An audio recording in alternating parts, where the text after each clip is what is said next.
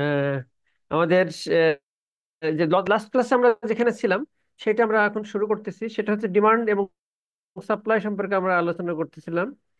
এই ডিমান্ড এবং সাপ্লাইয়ের ল of demand এবং ল অফ সাপ্লাই, আমরা ল অফ ডিমান্ড সম্পর্কে আমরা আলোচনা করছি। এখন যেটা আমরা আলোচনা করবো সে ল অফ ডিমান্ডের মাধ্যমে আমরা ডিমান্ড কার্ভ ড্র করতে হয় কিভাবে সেটা দেখবো আর কি। তো সেখানে এখানে দেখো যে এই যে পিকচারটা, এখানে আমরা আহ, যে ফ্যাক্টরস গুলো দেখছিলাম, এই হলো ফ্যাক্টরস গুলো। ল অফ ডিমান্ডটা আমরা এইভাবে লিখি, এই যে ল অফ ডিমান্ডের এখানে দেখো এবং প্রাইস এবং সেটার কোয়ান্টিটি, এই যে ইকুয়েশনটা এটা কিভাবে আসলো আমরা সেটা দেখছি। মনে করো এই হচ্ছে প্রাইস এবং তার এগেনস্টে কোয়ান্টিটি। তো এই প্রাইস এবং কোয়ান্টিটিকে যদি আমি আম, তুমি সফটওয়্যার মাধ্যমে দাও, অর্থাৎ তাহলে রিগ্রেশনের মাধ্যমে আমরা একটা কার্ভ পাই, সেই কার্ভটা এরকম।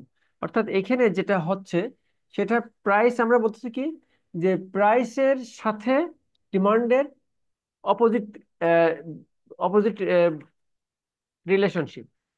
অর্থাৎ প্রাইস বাড়লে ডিমান্ড কমে আর প্রাইস কমলে ডিমান্ড বাড়ে। তাহলে আমরা এখানে সেরকম একটা ধরি, মনে করো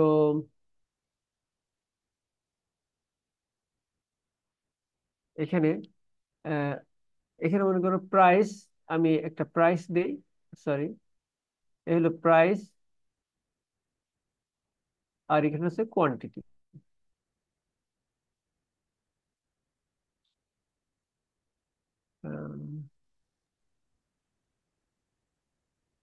প্রাইস এন্ড কোয়ান্টিটি।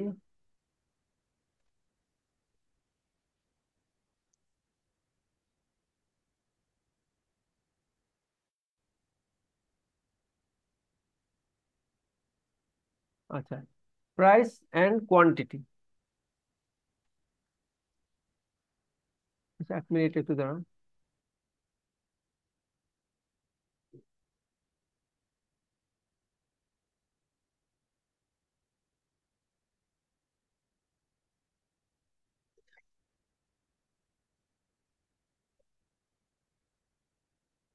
আচ্ছা, প্রথম 3টা লাইন, শুধু 3টা লাইন ঢুক এত ঢুক হয়ে গেছে, আসছে। লিঙ্ক দিছে।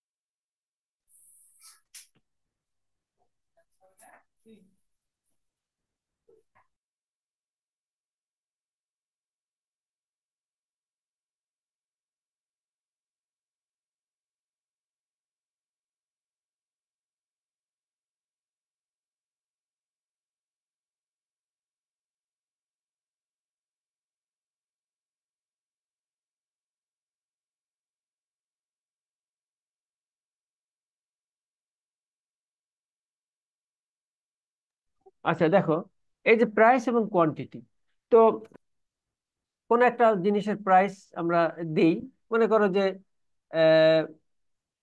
বল পেন, ইকোনো বল পেনের, ইকোনো না, মনে করো এখন সেল ফোন, সেল বল পেন। তো এটার প্রাইস মনে করো 15 টাকা যদি হয় তাহলে একরকম, 12 টাকা হইলে একরকম, 10 টাকা হইলে একরকম, 8 টাকা হইলে একরকম, 7 টাকা হইলে একরকম। ঠিক আছে? তো 15 টাকায় মনে করো আহ 15 টাকায় মনে করো এটার ডিমান্ড হচ্ছে মনে করো 10,000, ফর এক্সাম্পল 10,000। তারপরে 12 টাকা হইলে এটা হয় মনে করো যে 12,000। আচ্ছা, তারপরে 10 হইলে হয় মনে করো 16,000, না, এখানে 14,000। 8 হইলে হয়। স্যার, এই যে কোয়ান্টিটি বলছেন যে 14,000 বা 12,000, মানে এটা কি প্রাইস নাকি কোয়ালিটির অ্যামাউন্ট? আচ্ছা, আমি বলতেছি তোমাদের, এটা মনে করো 18। এমনি 10, 12, 14, 18 এই মনে করো, এই শূন্যগুলো তো আমরা পরে উঠাই দেবো আর কি।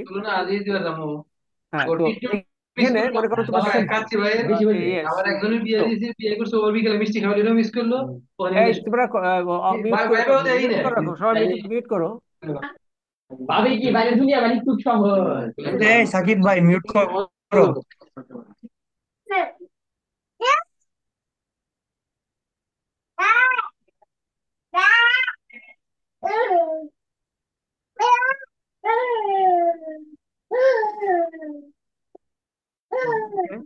তো এ রোকসানা মাইক্রোফোন অফ কর।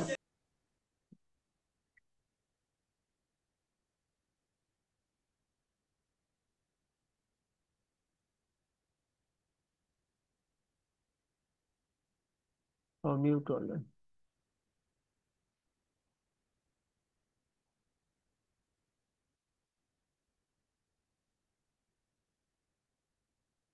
আচ্ছা দেখো, এখন আমি যেটা দেখাচ্ছিলাম সেটা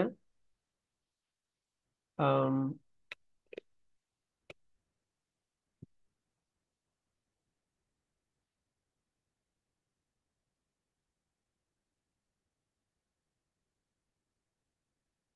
এখানে দেখো যে এই যে এটা মনে করো কি, তোমরা যে বল পেন ব্যবহার করো সেটা মনে করো হচ্ছে এখানে আমি বলি তোমাদের এটা হচ্ছে কি সেলো বা কি কি কি যেন আই10।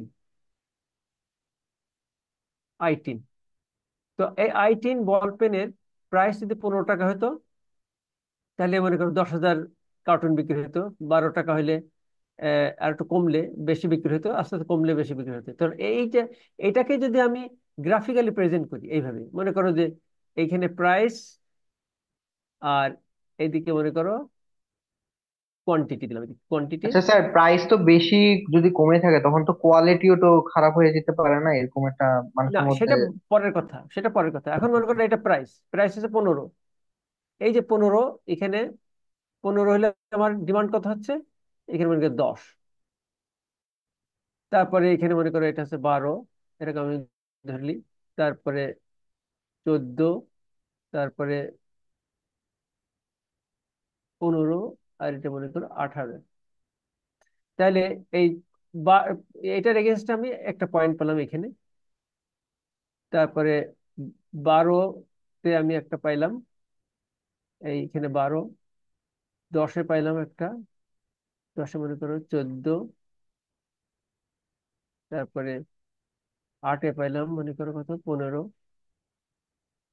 এখানে মনে করো 15, আর এটা 14। তার মানে এরকম একটা রেখা আমার আসবে, এরকম এভাবে একটা রেখা আসবে। এটা হচ্ছে তোমার ডিমান্ড কার্ভ। ডিমান্ড কার্ভ এইটাই এখানে দেখানো হয়েছে। এই যে প্রাইস এখানে, এখানে বইয়ের ভাষায় দেখানো প্রাইস 5, 10, 15, 20 এরকম। এখানে 900, 9,000, 8,000, 7,000 এভাবে এই রেখাটা এখানে দেখানো হয়েছে। এটা হচ্ছে রেখা। এই রেখাটা কিন্তু আসলে আমার কমোডিটি টু কমোডিটি সবসময় যে স্ট্রেট লাইন হবে তা না। অনেক সময় এটা কার্ভেচার হতে পারে, এরকমও হইতে পারে, এরকমও হইতে পারে, যে কোনো রকম দিতে পারে। তাহলে ডিমান্ড কার্ভ আমরা এইভাবে ড্র করি, এটাই।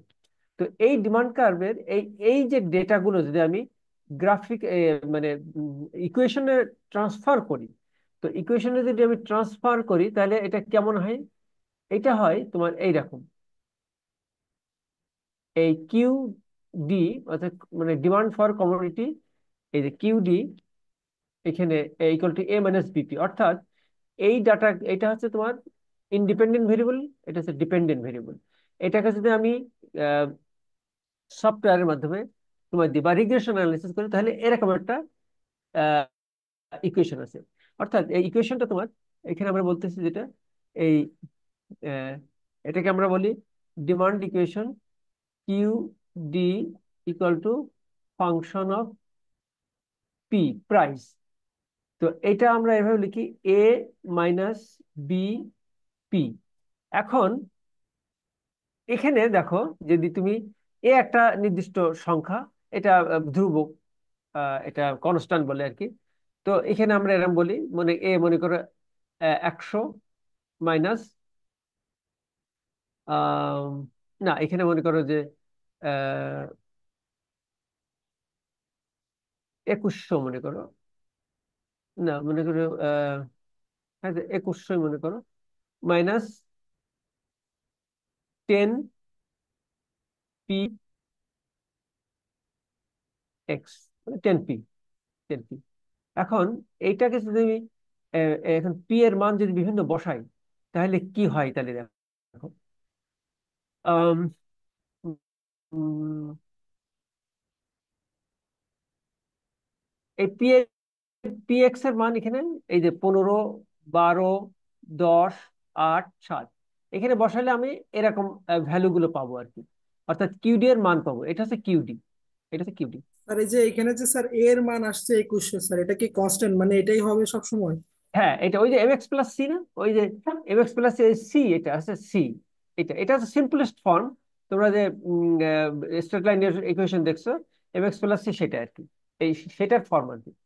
তো এখানে সি আসছে প্রথমে, আসছে এখানে এদিকে আসছে। আর এইখানে ইকোনমিক্সে আরেকটা জিনিস দেখার বিষয়, সেটা হচ্ছে যে আমরা যে ন্যাচারাল সায়েন্সে এই ইন্ডিপেন্ডেন্ট ভেরিয়েবল এক্স কে এখানে দেই, আর ডিপেন্ডেন্ট ভেরিয়েবল ওয়াই কে এখানে দিই, কিন্তু এই ইকোনমিক্সে ইন্ডিপেন্ডেন্ট ভেরিয়েবলটা তোমার ভার্টিক্যাল হরিজন্টাল অ্যাক্সিস দেয়, ডিপেন্ডেন্ট আর ইন্ডিপেন্ডেন্টটা এখানে দেয়। এইটাই পার্থক্য আর কি। তো এখানে তুমি যে কোনো একটা ইকুয়েশন তুমি দিতে পারো, এখানে 2100, এখানে 10। তো পি এক্স এর মান তুমি বিভিন্ন বলতে পারো, পি এক্স ইকুয়াল টু তুমি ওই যে 15 দিলে, তারপরে 10 দিলে, তারপরে 12, এখানে 12 দিলে, তারপর 10 দিলে, তারপর 8 দিলে। তো এটা আমি এভাবে হতে পারে। আহ, তো এখানে তুমি যদি 15 দাও তাহলে তোমার, এখানে তুমি এটা এ করো, এভাবে করতে পারো। এখানে যদি তুমি মনে করো 15, তাহলে 150, তাহলে এখানে হবে আমার 1000, তাহলে এখানে 1250। এখানে যদি 1150, এখানে যদি 1100, এটা যদি তুমি 1150 করতা তাহলে এটা পাইতা 1150। তারপরে 12 হচ্ছে কি 120, 120 থেকে 100, ও না এটা উম আস্তে আস্তে বাড়তে থাকবে। 120 যদি হয় তাহলে এটা মান বাড়বে। এখানে এই ইকুয়েশন অনুযায়ী এটা করা হয়নি, এটা অন্যভাবে আমরা করতে পারি।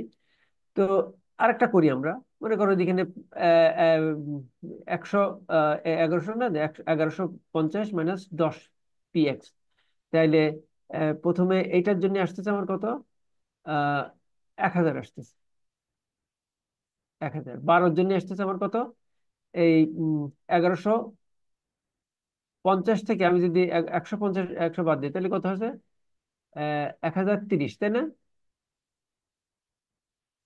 1030 আসতেছে,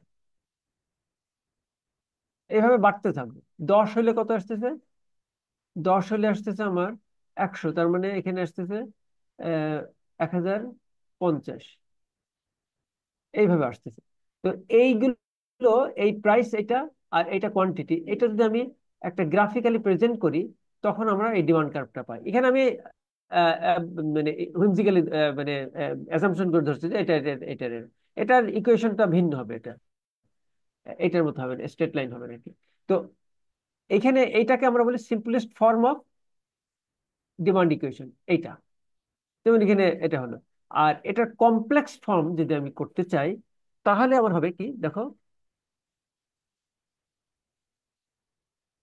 কমপ্লেক্স ফর্ম যদি আমি তখন চাই তখন এরকম হবে যে Q D equal to function of, আমরা তো এখানে লিখছি পি, প্রাইস অফ এক্স।